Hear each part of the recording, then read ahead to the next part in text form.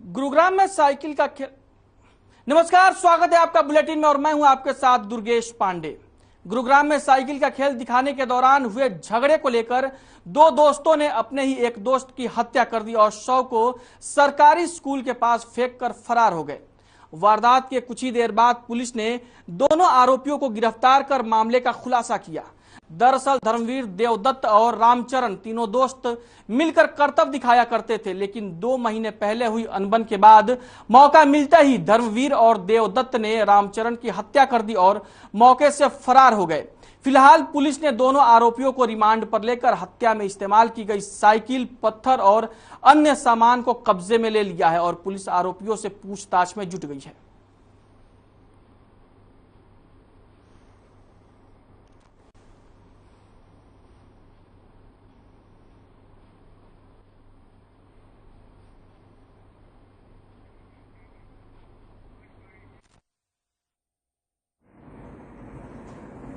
IMT police station Manesar के इलाके में गांव खो के सरकारी स्कूल के पास एक साइकिल चलाने वाले कुछ साइकिल का खेल कर रहे थे। उस ग्राउंड में एक व्यक्ति की खून से लथपथ हालत में डेड बॉडी मिली, जिसकी सूचना पुलिस को मिली तो सूचना पे पहुंच के पुलिस ने और त्वरित कार्रवाई की और फिर उसकी पहचान रामचरण के रूप में हुई, जो साइकिल का खेल करता था। और उनके परिजनों ने आके एक शिकायत दी पहचान करने के बाद कि हमारा लड़का साइकिल का खेल करता था।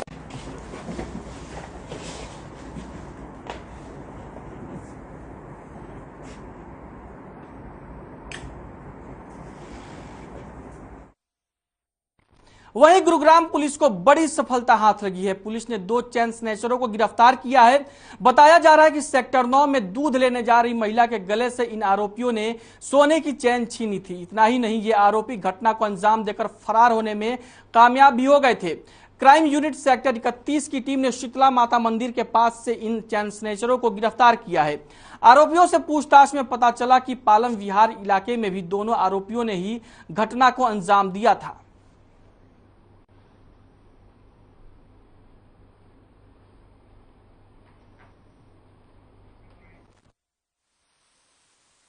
दिनांक 25/6/2022 को एक महिला 4 सेक्टर में वो मदर डेयरी से दूध लेने के लिए जा रही थी और 2 मोटरसाइकिल सवार युवकों ने पीछे से मोटरसाइकिल पे आके और उसकी चैन को झपटा मार के और तोड़ के लेके गए थे, जिसके संबंध में सेक्टर 9A पुलिस स्टेशन में केस रजिस्टर करके और इन्वेस्टिगेशन की गई।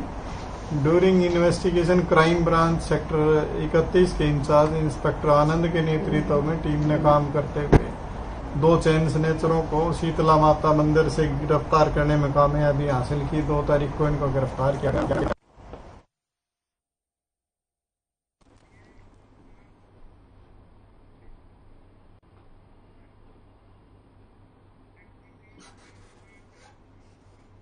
वहीं गुरुग्राम में विश्व हिंदू परिषद ने हिंदुओं को सहायता पहुंचाने के लिए हेल्पलाइन नंबर जारी किया है। हेल्पलाइन नंबर पर कोई भी हिंदू व्यक्ति फोन कर विश्व हिंदू परिषद से सहायता मांग सकता है। इसके अलावा विश्व हिंदू परिषद के लोगों ने यह भी मांग की है कि हिंदुओं के साथ हो रही बर्बरता पर नकेल कसने के लिए अब हिंदू समाज के लोगों को हथियार के लाइसेंस भी प्रशासन उपलब्ध करवाए। आपको बता दें कि गुरुग्राम के शीतला माता मंदिर में विश्व हिंदू परिषद के सदस्यों की बैठक हुई, जिसमें यह फैसला लिया गया।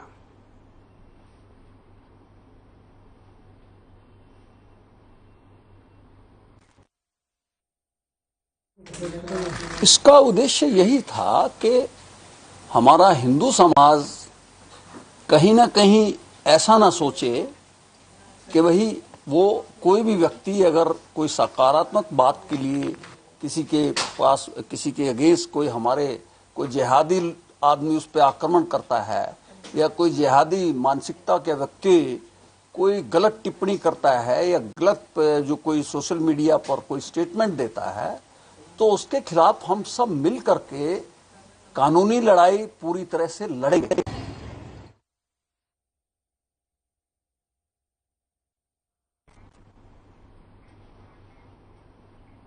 वहीं जेजेपी के प्रदेश अध्यक्ष निशांत सिंह ने पंचायत चुनाव को लेकर बयान दिया है। निशांत सिंह ने कहा कि पंचायत चुनाव भाईचारे का चुनाव माना जाता है। जहां तक पंचायत समिति और जिला परिषद की बात है, चुनाव आयोग जब इसकी डेट तय करेगा तो दोनों पार्टियां साथ मिलकर बैठकर चर्चा कर लेंगी। उन्होंने ये भी कहा कि जैसे स्थानीय निकाय चुनाव दोनों पार्टियां मिलकर लड़ी थी, उसी तर्ज पर पंचायत चुनाव भी साथ में लड़ने के प्रयास किए जाएंगे।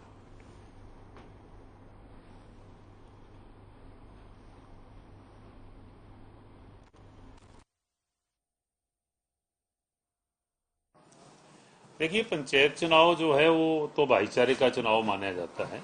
जहां तक पंचायत समिति और जिला परिषद की बात है, उसको हम गठबंधन के लोग मिलकर के जैसे ही चुनाव आयोग उसकी डेट दे देता है तो बैठ कर के चर्चा करेंगे और उसके ऊपर किस तरीके से लड़ना है। वो जैसे स्थानीय निकाय के चुनाव हुए हैं, मिलकर के हमने लड़े हैं, तो इसी तरीके से प्रयास करेंगे कि मिलकर के जिला परिषद के चुनाव लड़ें।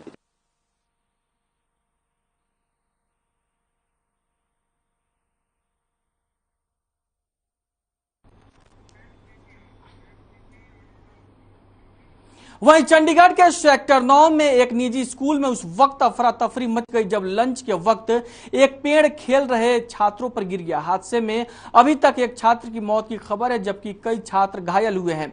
घायल बच्चों को इलाज के लिए स्कूल में अस्पताल में भर्ती करवाया गया है। मामले में राज्यपाल बंडारू दत्तात्रेय और सीएम मनोहर लाल ने ट्वीट कर संवेदना जाहिर की है।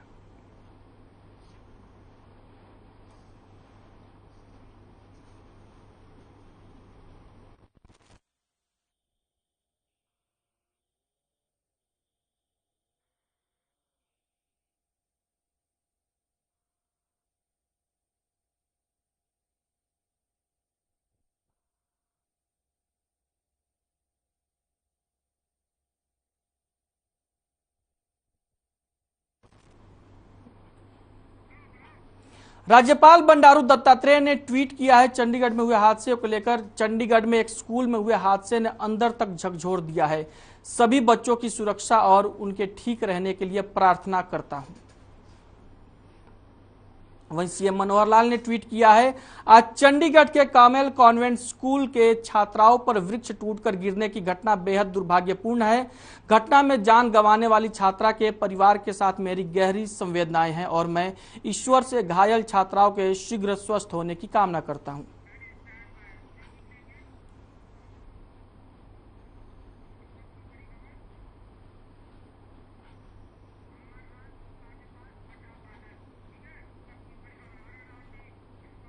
अब बात करेंगे इस वक्त की बड़ी खबर की। इस वक्त की बड़ी खबर हम आप तक पहुंचा रहे हैं। अमरनाथ गुफा के पास फटा बादल, 6 श्रद्धालुओं की हुई मौत। एनडीआरएफ आईटीबीपी की टीम रेस्क्यू में जुटी। 6 श्रद्धालुओं की मौत हो गई है। अमरनाथ गुफा के पास बादल फटा है। इस वक्त की बड़ी खबर हम आप तक पहुंचा रहे हैं। अमरनाथ गुफा के पास फटा बादल, 6 श्रद्धालुओं की हुई मौत। एनडीआरएफ और आईटीबीपी की रेस्क्यू टीम रेस्क्यू के कार्य में जुट गई है। इस वक्त की बड़ी खबर हम आप तक पहुंचा रहे हैं। अमरनाथ गुफा के पास फटा बादल, 6 श्रद्धालुओं की हुई मौत। एनडीआरएफ और आईटीबीपी की टीम राहत और बचाव कार्य में जुट गई है। तस्वीरें आप अपनी टीवी स्क्रीन पर देख सकते हैं। बादल फटने के बाद की जो स्थिति है उसे आप अपनी टीवी स्क्रीन पर देख सकते हैं।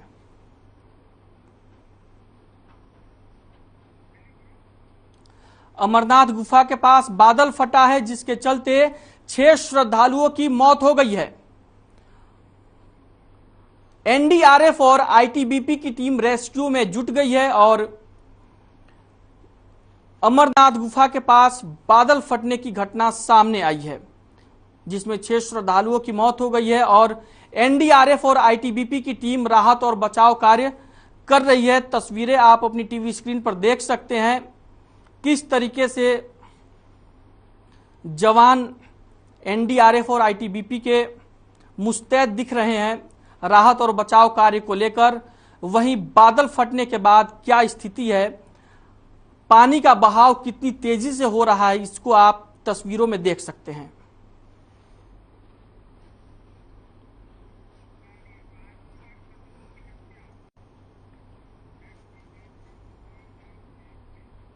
वहीं बहादुरगढ़ में अपराध रुकने का नाम नहीं ले रहे हैं। मामला जिले के टांडाहेड़ी गांव का है, जहां घरेलू कलह के चलते एक व्यक्ति ने अपनी पत्नी को गोली मार दी, जिससे महिला गंभीर रूप से घायल हो गई, जिसे इलाज के लिए निजी हॉस्पिटल में भर्ती करवाया गया।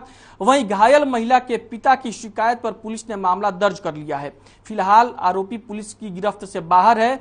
मामले में पुलिस अधिकारियों का कहना है कि जल्द ही आरोपी को गिरफ्तार कर लिया जाएगा। वहीं एसपी वसीम अकरम ने भी थाना अधिकारी को सख्त कार्रवाई करने के आदेश दिए हैं।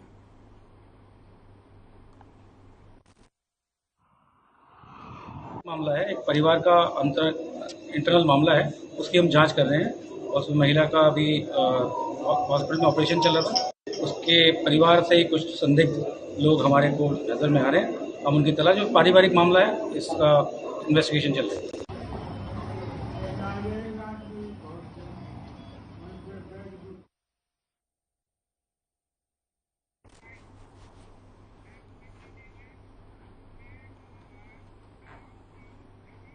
सीएम फ्लाइंग फरीदाबाद और नगर निगम ने बल्लभगढ़ की सब्जी मंडी के डेयरी एंड पनीर भंडार पर प्लास्टिक फ्री अभियान के तहत छापा मारा। आपको बता दें कि फरीदाबाद में सिंगल यूज प्लास्टिक पर 1 जुलाई से रोक लगा दी गई है और लगातार शहर में नगर निगम की तरफ से चेकिंग अभियान चलाया जा रहा है। सीएम फ्लाइंग के एएसआई राजेश ने जानकारी देते हुए बताया कि छापे के दौरान लगभग 40 किलोग्राम पॉलीथीन गोदाम से बरामद हुई है। साथ ही एएसआई ने यह भी बताया कि निगम अधिकारियों ने ऑनलाइन चालान के माध्यम से आवश्यक कार्रवाई भी कर दी है।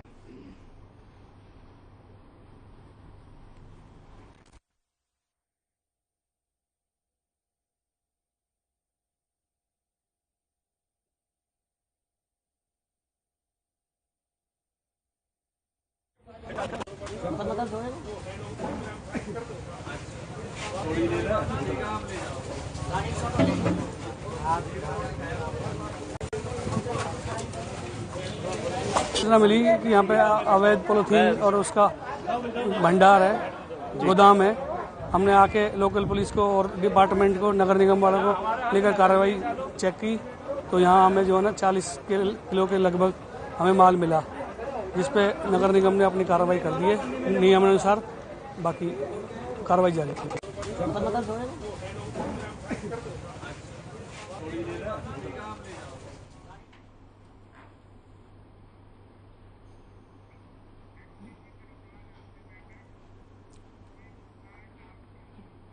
वहीं फरीदाबाद के सर्किट हाउस में विकास के कार्यों को लेकर चर्चा हुई। इस बैठक में तिगांव से बीजेपी के विधायक राजेश नागर भी मौजूद रहे। इस बैठक में नगर निगम के आला अधिकारियों ने विकास के कार्यों पर चर्चा की। इसके साथ ही रुके हुए विकास के कामों का भी जिक्र किया गया। बैठक में ज्वाइंट कमिश्नर, एसडीएम समेत तमाम अधिकारी मौजूद रहे। इस दौरान तिगांव के विधायक ने कहा कि अंतिम व्यक्ति तक पहुंचना, विकास को पहुंचाना यह हमारी जिम्मेदारी है। साथ ही विधायक ने यह भी कहा कि विकास कार्यों के मामले में किसी के साथ कोई समझौता नहीं होगा, गलती करने वालों को बख्शा नहीं जाएगा।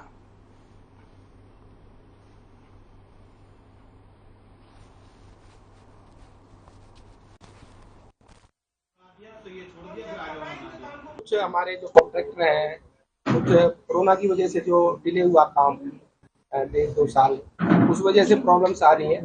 और अभी सारी कॉन्ट्रैक्टर, हमारे सारे ऑफिसर्स, सारे अधिकारी यहाँ पर आए। उन्होंने अपनी आश्वासन दिया है कि जल्दी से जल्दी जो ये काम पेंडिंग है, तो सीवर के पानी की लाइन जो डलनी है और रोड के और नालियों के सारे काम जल्दी पूरे करें।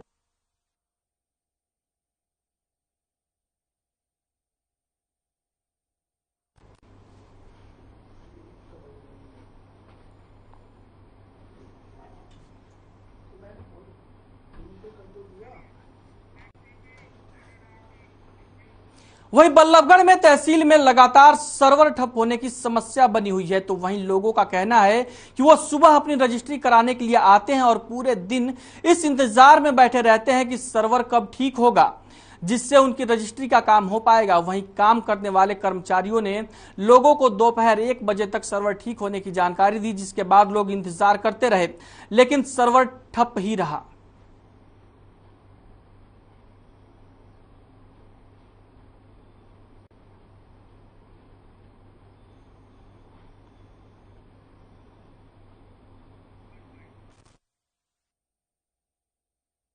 अब फिलहाल सर्वर चालू है। ये पीछे से ही दिक्कत आती है जब भी बंद होता है। अब फिलहाल सर्वर चालू है, कोई दिक्कत नहीं। तो लोग रजिस्ट्री करवाने के लिए आते, सुबह आके बैठ जाते हैं और बताया जाता है कि दोपहर तक जो है सर्वर काम नहीं करता है, परेशानी लोगों को हो रही है। ये पीछे से ही बंद होता है, यहाँ से हम कोई किसी को बंद नहीं करते। जो पीछे से बंद होता है जब भी कोई दिक्कत आती है।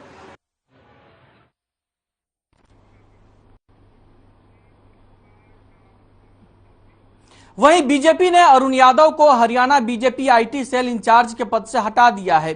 वे अपने आपत्तिजनक ट्वीट के लिए काफी चर्चा में रहते हैं। सोशल मीडिया पर उनकी गिरफ्तारी की मांग की जा रही थी। हालांकि फिलहाल उन्हें पद से हटाने की ठोस वजह नहीं बताई गई है, लेकिन कयास लगाए जा रहे हैं कि विवादित ट्वीट करने को लेकर बीजेपी ने उन पर कार्रवाई की है।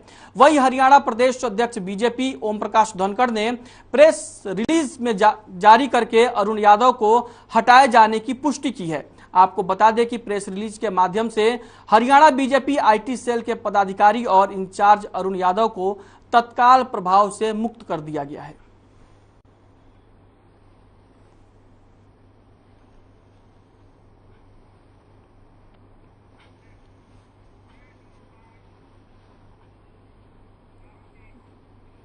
वहीं झज्जर में जिला स्वास्थ्य विभाग के एक सामुदायिक स्वास्थ्य केंद्र में कार्यरत कर्मचारियों की मिलीभगत से एक किशोर का नाम 3 स्थानों पर दर्ज हो गया।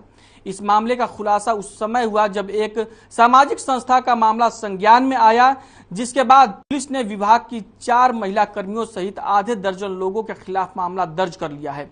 दरअसल आरोप है कि सैनिक कोटे का लाभ लेने के लिए इसी सैनिक के बेटे का एक नहीं बल्कि 2 बार फर्जी डिलीवरी दिखाकर जिले के रिकॉर्ड में नाम दर्ज कराया गया था।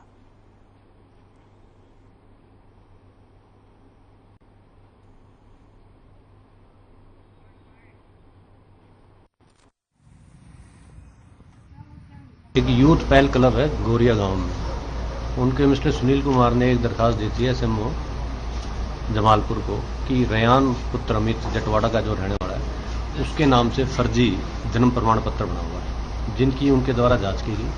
तो जांच में पाया गया कि उसके नाम से 3 जन्म प्रमाण पत्र, एक 23 मार्च 2011 का और एक 23 मार्च 2012 का और तीसरा 23 मार्च 2013 का, 3 जो ना जन्म प्रमाण पत्र बन गए। तो उनकी जांच में 2 प्रमाण पत्र बाद के दिन फर्जी पाए गए, तो उस पर मुकदमा दर्ज करके तफ्तीश की।